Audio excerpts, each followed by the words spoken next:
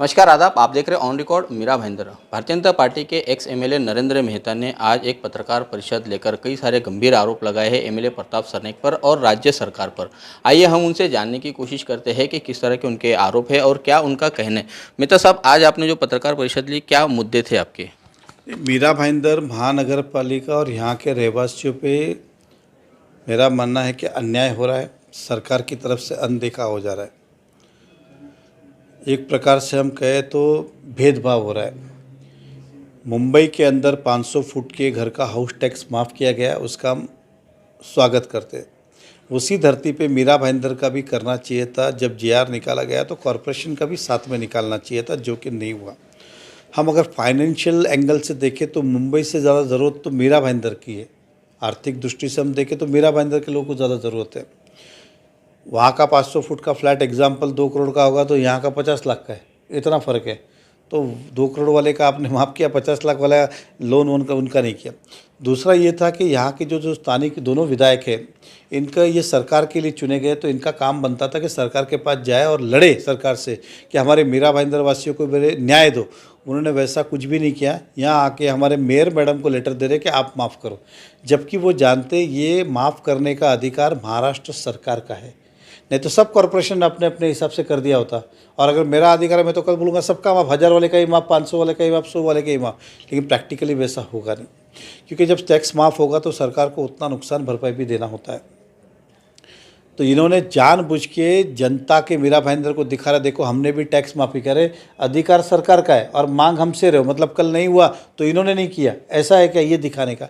तो मैं जनता से कहना चाहता हूँ कि हमारी भी इच्छा है कि आपका टैक्स माफ़ी हो, लेकिन दोनों आमदार केवल राजनीति कर रहे हैं। हम अपने हिसाब से प्रस्ताव मंजूर करके गवर्नमेंट को भेजेंगे, क्योंकि टैक्स माफ़ी का मान्यता गवर्नमेंट से लगती है। तो हम अपना रिजोल्यूशन के गवर्नमेंट उसको अप्रूव करे, पॉजिटिवली करे, ये हमारी सोच है। और उसके लिए दोनों विधायक अगर चाहेंगे, दोनों विधायक चाहेंगे, क्योंकि सरकार उनके मुख्यमंत्री जाके उनके पास बैठेंगे तो वो कर देंगे, ऐसा मेरा मानना है। लेकिन वो राजनीति करनी होगी तो वो नहीं करेंगे।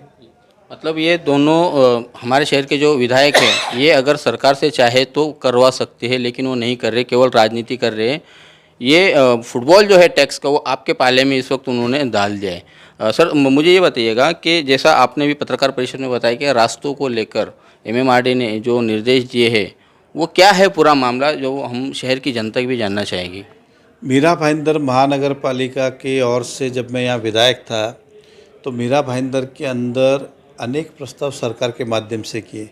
वो फ्लाईओवर की बात हो, फिर बाद में फ्लाईओवर कैंसिल हुए, मेट्रो आए तो नीचे फ्लाईओवर ऊपर मेट्रो, साथ ही साथ दहिसर से लेके सुभाष चंद्र बोस मैदान तक लिंक रोड, उत्तन से लेके सुभाष चंद्र बोस मैदान राई मोरवा मुर्दा होते हुए सीमेंट रोड, साथ ही Jesal park Ghodbunder link road, ये बनाने के लिए सरकार को कहा कि कॉरपोरेशन के पास इतना पैसा नहीं है तो एमएमआरडी के माध्यम से बनाए। और माननीय तत्कालीन मुख्यमंत्री देवेंद्र जी उस समय एमएमआरडी के अध्यक्ष थे, तो उन्होंने ये सारे रास्ते 2018 में ही मंजूर कर दिए। उसमें से Jesal park Ghodbunder link road आधा चालू भी हो गया, आधे का काम शुरू करना बाकी था। अगर राई मोरवा मुर्दा की बात करें तो कुछ पार्ट में बना है, कुछ पार्ट में अभी काम चालू था। दहिसर लिंक रोड था, वो किसी दूसरे परमिशन ARZ और लाइन 37 मॉडिफिकेशन के कारण रुका हुआ था, इसलिए उस पर। लेकिन Jesal park Ghodbunder link road जो आधा चालू हुआ था, जिसकी करीबन लागत थी 320 करोड़ रुपए के आसपास अंदाज से, वो रास्ता जो अभी में है, हाल ही में पता चला कि गवर्नमेंट ने लेटर निकाला कि हम रास्ता बंद करते हैं और ये काम हम नहीं करेंगे। उसी तरह उत्तन का रास्ता निकाला कि अब हम ये रास्ता, जबकि उत्तन में तो सब नगर सेवक उनके चुन के दिए, ये निकाला कि हम वो रास्ता बंद करते। तो ये सरकार की दोहरी भूमिका है कि आपने 2.5 साल में शहरवासियों को कुछ नहीं दिया, और उल्टा आया हुआ पैसा जो देवेंद्र फडणवीस जी ने दिया था, मैं जो लेके आया था, उसको भी वापस लेके जा रहे हो। ये हमारे ऊपर अन्याय क्यों? आपने 2.5 साल में मीरा भाईंदर से करीबन 1250 करोड़ रुपए हमने स्टैंप ड्यूटी के माध्यम से आपको दिया है, तो उसमें का कुछ हिस्सा तो शहर के कॉरपोरेशन को दीजिए ना, डेवलपमेंट करने के लिए। आप वो भी नहीं दे रहे हो, लेकिन जो पहले दिया था वो भी वापस लेके जा रहे हो। ऐसा ये अन्याय क्यों? इसलिए मैंने कहा कि सरकार जो है भेदभाव कर रही है मीरा भाईंदर वासियों के साथ। और दोनों ही विधायक इस पर चुप क्यों है? दोनों विधायक ने जाके लड़ना चाहिए कि हमारे शहर का पैसा वापस क्यों लेके जा रहे हो, और दीजिए। लाया तो उन्होंने कुछ भी नहीं, लेकिन आया वो लेके जा रहे, इसका हम निषेध करते। मेहता साहब, जैसे आपने दोनों रास्तों का जिक्र किया है, एक उत्तन का राई मोरवा का और दूसरा जेसल पार्क का, तो ये जो दोनों रास्ते 320 करोड़ रुपए जिसका बजट आपने बताए, उसमें कितना पैसा राज्य सरकार से आना था, कितना महाराष्ट्र अपने महानगर पालिका से लगना था, उसका बजट कैसा वो तय हुआ था? 320 करोड़ खाली अकेले जैसलपाक वहाँ का 100, मतलब ऐसे देखो 450 करोड़ के रास्ते थे, वो 450 के 450 करोड़ महाराष्ट्र सरकार MMRD खर्च कर रही थी। मतलब पूरा 100%। महापालिका का 1 रुपया भी नहीं था। अब उन्होंने सब विड्रॉ कर लिया। अब ये रास्ते कैसे बनेंगे, मेरा प्रश्न चिन्ह है। जैसलपाक, घोड़बंदर, लिंक रोड, ये सपना था इस शहर का, ट्रैफिक डाइवर्शन करने का, दूसरा कोई बड़ा रोड नहीं। आज वो सभी लोग हताश हुए रहेंगे। उत्तन वाले, उनके लिए एक अच्छा सीमेंट रोड पर काम चालू था, रोड चौड़ा हो रहा था। वहाँ पे आपने देखा होगा पिछली बार वो बस गिर गई थी, रोड छोटे छोटे रोड होने के कारण। ये सब जब डेवलपमेंट हो रहा था आपने उसको बंद करा दिया। ये हमारा दुखना। तो 450 करोड़ के रोड इन्होंने बंद किए। मेहता साहब, पर्यावरण मंत्री आदित्य ठाकरे जी ने एक ट्वीट किया था दहीसर लिंक रोड को लेकर के, अब इसे एक तरह से ग्रीन सिग्नल मिल गया है और ये बड़ी तेज़ी से ये रोड मीरा भाईंदर शहरवासियों के लिए उपलब्ध होगा। उस बारे में क्या कहेंगे आप? क्या आपके कार्यकाल में भी आपने उस विषय पर काम किया था, कुछ पत्र व्यवहार किया था सरकार से? ये जो उस समय ट्वीट हुआ और जो सरनाइक साहब गए थे, ये जनता को दिशा भूल और गुमराह करने का काम किया। उन्होंने ट्वीट किया, उसका धन्यवाद ही करता हूँ कि सरनाइक साहब उनके से एक प्रस्ताव लेके गए, उन्होंने पॉजिटिव भूमिका ली। मेरा दुख ये है कि प्रताप सरनाइक साहब को ये मालूम नहीं कि ऑलरेडी ये रास्ता जो MMRD ने 2018 में सैंक्शन भी कर दिया है और 37 मॉडिफिकेशन के लिए पेंडिंग है। उनके पास जाके क्या बताना चाहते थे? और आदित्य, जो मैंने जाना है, पेपर में पढ़ा था कि ऐसा आधा कुछ रोड जो है कॉरपोरेशन करेगी मीरा भाईंदर की, कुछ पार्ट जो है मुंबई करेगी। ज़रूरत ही नहीं है। MMRD ने पूरा रास्ता 350 करोड़ रुपए का सैंक्शन किया हुआ है। 5 करोड़ रुपया महापालिका को उन्होंने दे भी दिया था इसके DPR तैयार करने के लिए। तो ये वापस कौन सा रास्ता बना रहे? खाली उनको करना था कि जो कल का काम है वो आज करे। रास्ता तो ऑलरेडी सैंक्शन है, ज़रूरत भी नहीं है। और सरनाइक साहब ने आदित्य ठाकरे जी को बोलना चाहिए था कि सर ये ट्वीट मत करिए, क्योंकि ऑलरेडी ये रोड MMRD ने सैंक्शन किया हुआ है और दूसरे कारण पेंडिंग है।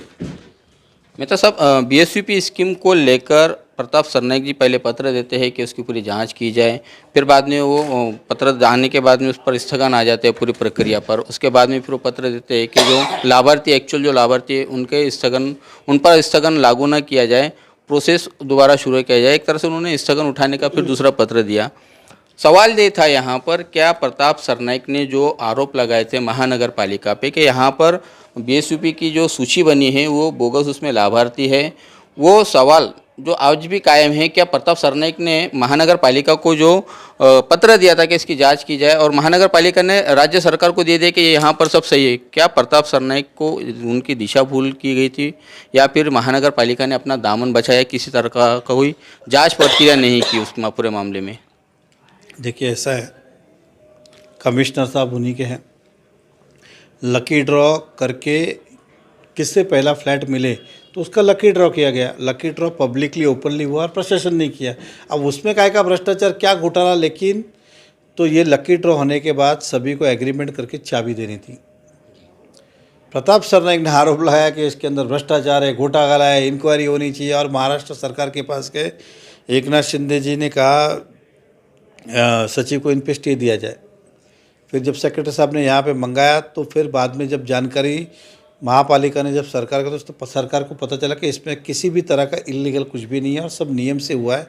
तो उन्होंने लेटर निकाला कि किसी इसमें स्थगिति नहीं देंगे, जो काम किया है सब बराबर है। तो फिर प्रताप सरनाइक तो झूठे ठहरे और हमने नहीं ठहरा ना, उनकी सरकार। तो आरोप किस बेस पे लगा रहे थे?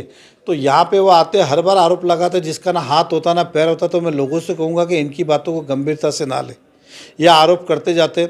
उसके पहले आए थे, बोला 1500 कनेक्शन इलीगल है। तो कमिश्नर साहब आपके अभी निकालो ना, तो कमिश्नर बोलते नहीं है। पूरे शहर में अगर पूरे उत्तन से लेके चेना तक उसके अंदर ढूंढ भी लेंगे तो 5-50 कनेक्शन मुश्किल से इलीगल होंगे, जिसके ऊपर समय समय पे इलीगल होते, समय समय पे कार्रवाई होती है। लेकिन 1500 कनेक्शन इलीगल करना, इस तरह से आरोप करना, आप किधर है? कमिश्नर ठोक के बोलते हैं झूठ है वो। BSVP का सरकार ने बोला झूठ है जो आरोप लगाए वो। तो इस तरह से वो बार बार जो आरोप लगाते हैं, मैं उनसे कहूँगा आपका पूरा अधिकार बनता है और आपको करना ही चाहिए कि अगर आपके पास कोई, लेकिन उसकी जानकारी ले। हकीकत में हुआ है, आप खाली आपको आके कोई कुछ बोलता है, आप लग जाते हो, क्योंकि आप अपना जानकारी कुछ रखते नहीं हो। चाहे वो लिंक रोड की बात हो, चाहे पानी के कनेक्शन की बात हो, BSV की बात हो, ये सब जानकारी अगर आपके पास होती तो शायद आपको ये तकलीफ ना होती।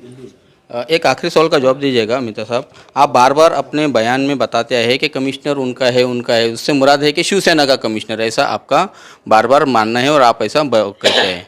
मीरा भाईंदर महानगर पालिका ड वर्ग की महानगर पालिका है और नियम के मुताबिक यहाँ पर कोई IAS अधिकारी ही यहाँ पर मनपा आयुक्त की कुर्सी पर बैठ सकता है।